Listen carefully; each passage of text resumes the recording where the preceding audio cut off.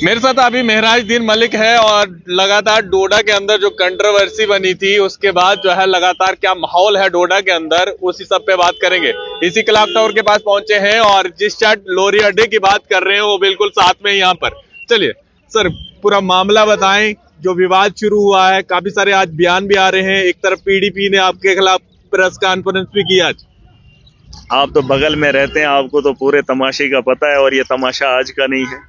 महराज मलिक आज इक्तदार में आया है। माफिया सिर्फ अड्डे का नहीं है, ये हर माफिया एक एक माफिया को सपोर्ट कर रहा है बैक एंड से। जितना भी माफिया डिस्ट्रिक्ट डोडा के अंदर है वो माफिया आज इकट्ठा होकर इस लोरी अड्डा को सपोर्ट कर रहा है। और जहां तक ये जो टीन के पत्ते लगाकर यहाँ एसएसपी के बगल में, यहाँ पर किसको इजाजत है? एक तरफ से इन्होंने तार लगाई। यहाँ तो आदमी को खड़ा होने की इजाजत नहीं होनी चाहिए। यहाँ पे डीसी बैठता है, यहाँ पे एसएसपी बैठता है, और यहाँ पर ये जो शराब के ठेके लगा के रखे हैं, चरस और भंग का नशे का कारोबार यहाँ अंदर होता है। और यहाँ पर सड़क में, बीच सड़क में इनको इजाजत दी है। कोर्ट से सिटे लाए हैं, अच्छी बात है। कोर्ट को अभी इंक्वायरी करनी चाहिए, पता चलेगा। कोर्ट ने वक्ती तौर रिलीफ दिया, लेकिन देखेंगे आप आने वाले कल में इसे उठना ही पड़ेगा और इसे उखाड़ेंगे। और सबसे बड़ी बात है माफिया की। आप भी यहाँ पर तमाशा देख रहे हैं और डोडा सिटी के जी शोर लोग भी तमाशा देख रहे हैं। गरीब लूट रहा है, किसी को फिक्र हो रही है? और एक तरफ से उसमें कार्रवाई की मांग हो रही है और दूसरी तरफ से फिर अड्डा लिया जा रहा है। मैं पुलिस को और ये जो म्यूनसिपैलिटी के लोग हैं उनको एक बार बता रहा हूँ, ये अड्डा बंद कर दो। और मैंने ये जो ई रिक्शा के लोग हैं इनको मैंने मना किया है सख्ती से, आप ये जो किराया है ये देना बंद करो। अगर ये लोग मेरी बात नहीं मानेंगे तो महराज को तरीका बदलना पड़ेगा। और ये जो लोग मुझे बता रहे हैं हम डरते हैं, इन लोगों से ये लोग डरेंगे तो महराज किसे डराएगा? आप देख लीजिए कि ये लोग इतने लोगों को डराने का काम कर रहे हैं। एक आदमी, और एक आदमी को महराज रोक सकता है, पूरी ताकत से रोकूंगा।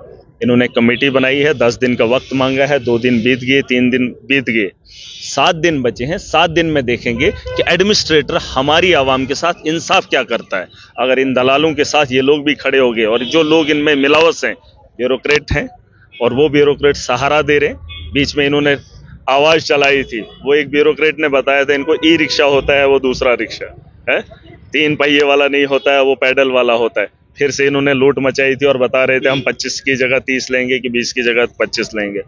इन लोगों को बता दो, इनको रुकना पड़ेगा और रोकना पड़ेगा। लॉ एंड ऑर्डर की प्रॉब्लम नहीं होनी चाहिए। डिस्ट्रिक्ट मेरा है और मुझे पुरअमन माहौल चाहिए, लेकिन अगर माफिया को रोकने के लिए मुझे आवाज़ को बुलंद करना पड़ेगा तो मैं अपने डिस्ट्रिक्ट में उस आवाज़ को बुलंद करूंगा। और एडमिनिस्ट्रेशन से मैं पूरी उम्मीद करूंगा, अगर आपने कमेटी बनाई है, इतनी लूट हुई है, आज की पर्ची में इसने 15 लिखा है, आपने देखा पहले पर्ची में इसने 25 लिखा था, वो 10 रुपए कौन देगा? अब जब उस पर इंक्वायरी हो रही है तो अड्डा किस बात का लिया जा रहा है? इनको बता दो, आराम के साथ बोल रहा हूँ, प्यार के साथ बोल रहा हूँ, तमीज के साथ बोल रहा हूँ, वरना तरीका अपना भी बदलेगा। मैं भी कहीं पे ऑफिस लगा लूंगा, वरना घंटा घर अपना ऑफिस रहेगा, पब्लिक आएगी और मैं यहाँ से कार्रवाई करूंगा। ये बात नोट कर ले, कुर्सी का इंतजाम मैंने कर रखा है और घंटा घर से मैं सारा तामझाम देखूंगा। एक तरफ नेशनल हाईवे अथॉरिटी भी लगातार लिख रही है, चाहे फिर बुटोत का मामला हो, पुलडोडा का मामला हो या फिर ठाठरी का मामला हो, कि इस तरह से इलीगल शेड लगा के रखे हैं और हमारे हाईवे पर टैक्स काट दिए जा रहे हैं। और जिस सड़क को हम बनाने का काम कर रहे हैं, म्यूनसिपैलिटी वो चीज का परमिशन कर रही है। और अगर इतने सालों से इतना पैसा लिया गया है, कम से कम वहां पर लोगों के लिए बेसिक फैसिलिटी जो चीजें होनी चाहिए नहीं हो पाई। देखिए, कमजोरी है एडमिनिस्ट्रेशन की, डीसी डोडा की कमजोरी है, म्यूनसिपैलिटी की कमजोरी है। अगर एक तरफ से एनएचए बोल रही है, वो एक ऑर्डर निकाल रहे हैं, लेकिन फिर भी माफिया खुलेआम लूट रहा है।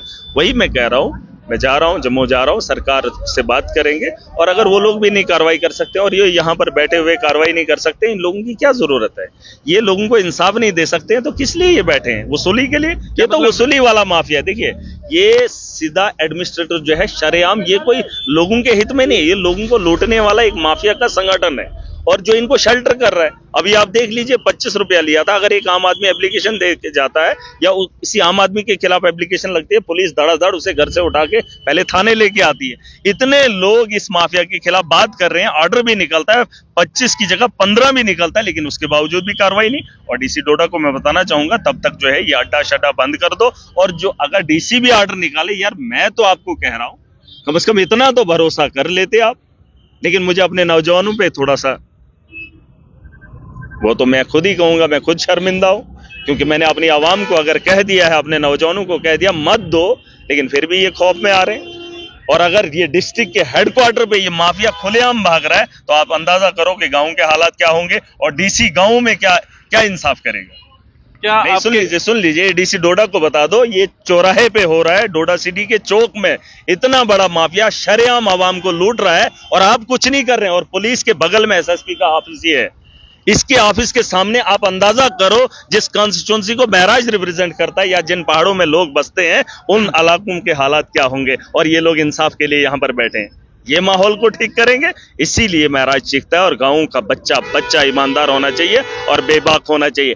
जिस दिन वो तैयार हो गया इनका जीना भी हराम हो जाएगा। ईमानदारी तो यहीं से दिखती है, घड़ी के ऊपर घड़ी और तमाम चीजें खराब हैं। तो इसके चलते डोडा का भी टाइम तो खराब चल रहा है। ऐसा नहीं, डोडा का टाइम खराब नहीं है, बस लोगों के सोच में थोड़ी सी कमी है, खराब नहीं है। हमने लोगों की सोच को बदला था तो वोट की ताकत से उन्होंने महराज को मौका दिया।